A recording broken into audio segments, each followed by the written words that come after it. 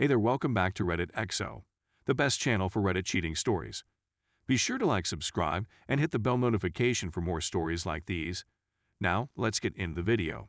I kicked my wife of 14 years out for cheating for the sixth time. This might be a lengthy one. I'll do my best to make it as brief as possible. I'm a 37-year-old man. I was married for 10 years and had been with her for 14 years. I discovered she was cheating on me again 4 months ago. A little background information. My soon-to-be ex and I got off to a rocky start in our relationship.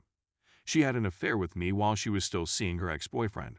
She stated she was leaving him at the time and that she slept apart from him. That it was all over with them. I really should have known better. So we began dating, and after just a week, she's already riding around with her ex. She said she was just giving him a ride because she felt awful. That was a big sign for me, but I hadn't had a partner in 2 years at the time, so desperation may have played a role in my choice. I was feeling lonely. As a result, I decided to give her the benefit of the doubt and stick with her. She had nowhere to go after she moved out of her ex's apartment, so I began sneaking her into the place I was living, risking being tossed out just so she might have somewhere to stay. At the time, I was residing with my grandma. When I was found sneaking her in, my grandma told me she wasn't welcome anymore. So, instead of cutting it up, I moved out with her since I had nowhere else to go. We ended up spending the night at my sister's childhood friend's father's place. We spent the night in a garage. My stepfather's aunt then took us in. For a while, everything was perfect. In terms of our relationship, that first year was the only nice year we had. So all this time has passed, and she has only worked 4 or 5 months of the first year.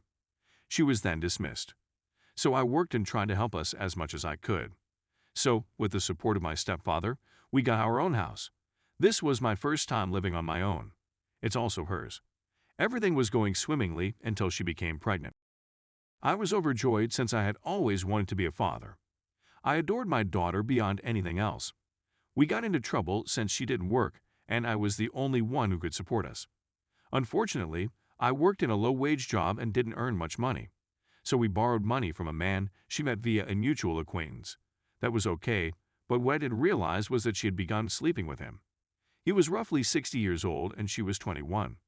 This is her first time cheating. She attempted to convince me that he had told her tales about his time in jail and how he had murdered someone and gotten away with it, and that if she didn't sleep with him, he would kill me. For at least 3 months, she had a regular affair with him. I was devastated when I discovered the truth.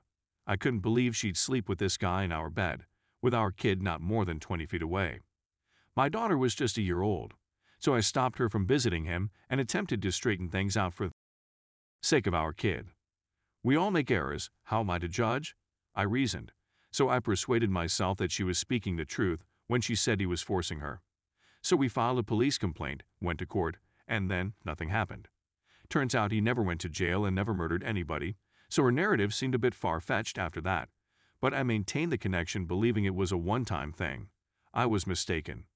Not even a month later, I receive a phone call from some random man informing me that she's been talking to him and even went to visit him when she was supposed to be out searching for work and I was at home caring for our baby.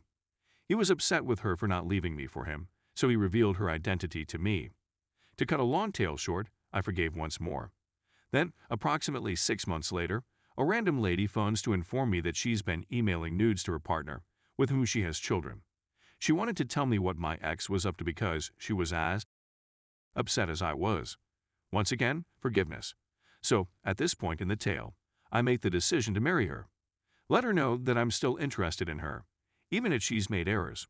She is my child's mother. I can't simply throw her out and let my kid grow up with divided parents, can I? That was something I didn't want to do to my kid. So, when we married, we relocated to another state. I believe we can make a new beginning. Away from all the unpleasant memories. We can start again. Unfortunately, I was not psychologically prepared to just pretend that nothing had occurred. I didn't trust her at all, which became a major issue. She worked hard for a time to show she could be trusted and that she was sorry for what she had done to me, but she cheats again. Not straight away, but shortly after we relocated. My kid was the first to be born. Then she decided to cheat once again. This time, she was emailing naked pictures to random strangers on the internet. She would email nudes to anybody who would give her the time of day. She's not unattractive either, And I catch her again, and she tears and apologizes and vows she'll never do it again. And, one again, I don't want to split up my family because she harmed me. I can take it for my kids, I reasoned. We're in our 3rd or 4th year together. Keep in mind that she has been staying at home the whole while I have been working. So she had the whole day to do anything she wanted, and I had to live in fear of what she may do. So at the time my kid turned 4, I discovered she was doing it again, but this time she was sending nudists to everyone she could. I mean, she sent the man next door naked, and another neighbor told me about it. Then, 6 months later, I discovered she was chatting to roughly 30 individuals online at the same time. She had 193 nudists and maybe 30 or 40 movies that she sent to random folks. Her mother provided her a hidden phone so she could cheat. Don't get me wrong, I was far from perfect. I was very furious, very suspicious, and quite wounded. As a result, I experienced more terrible days than good. So I attempted to accept blame for perhaps pushing her to cheat since I was a jerk at times. It is difficult to forgive someone who has cheated. It's difficult to appear as if everything is okay or to persuade oneself that everything is well. But I didn't want to split up my family. I didn't want my children to go through it. As a result, I remained. We moved to a new home not long after that, my current residence. Everything seemed to be in order, but I was once again mistaken. This time, she met a strange man on the internet. I invited him to our place while working second shift and was sleeping in our bed with him once again. She said she used condoms this time, but I got gonorrhea. Even in her admissions, she lied. But I persisted. We've been together for 12 years at this time. I told myself that if she did it again, I would make her leave no matter what, and that's exactly what I did. She sort of let herself down the previous time.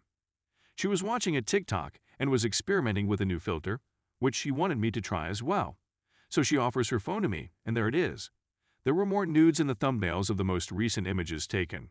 So I asked what this is, and she responds, "Oh, I was going to mail them to you." I should have known better.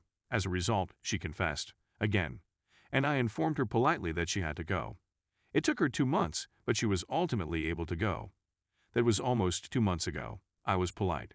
I didn't shout or holler. I never threatened to take the kids. Actually, I promised her I'd do a no-fault, no-contest divorce if she simply did 2 things. Please let me know when you start dating someone. As a last note, please keep that individual away from our children until the connection is serious. She gave me an STD, so she's not exactly the greatest character judge. I don't want to be concerned about who she brings around our kids. That didn't seem like too much to ask. I was once again mistaken. Many red flags have been raised in the last 5 weeks, and I'm almost certain she's already seeing someone. And that to me is a kick in the balls. I'd even assisted her at moving into her new home, and she waited approximately 3 weeks before dating again. I reasoned, you have no shame. Do I mean so little to you that you'd do something like this again in a matter of weeks? It demonstrated to me that she has never really cared about me and is just concerned with herself and achieving what she wants, with no consideration for me herself or, most importantly, our children. Now, my tale is a little jumbled, but I'm emotional simply reliving it all, so please accept my apologies. This is why I chose to share it here.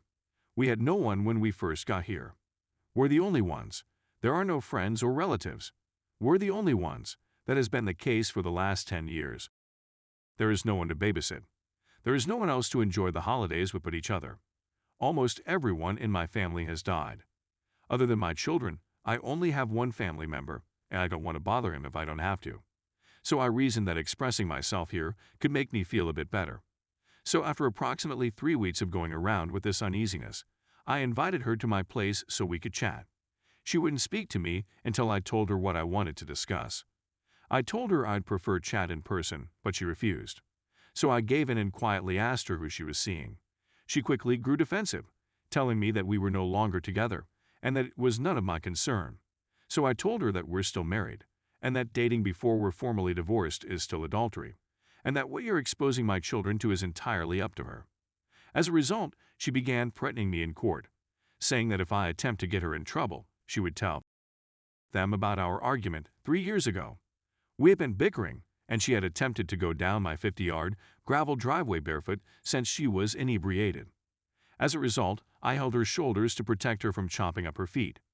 Because she phoned her mother weeping, her mother's boyfriend, who lives in another state, contacted the police.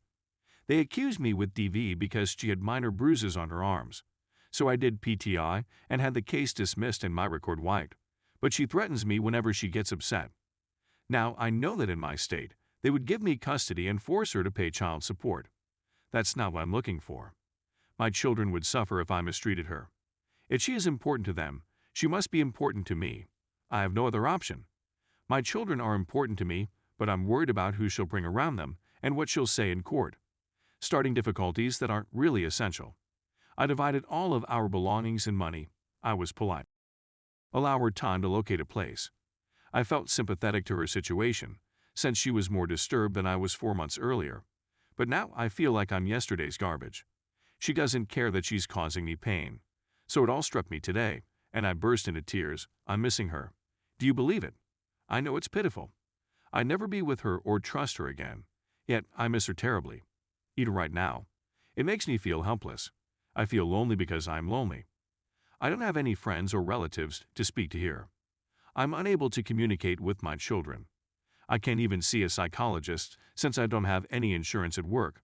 I'm screaming and dying on the inside. I'm at a loss on what to do to get rid of this dreadful feeling. So now I'm boring you with my narrative since I don't have anybody else. I can't believe she would treat me this way after all I've done for her. She behaves as though I'm the one who should apologize.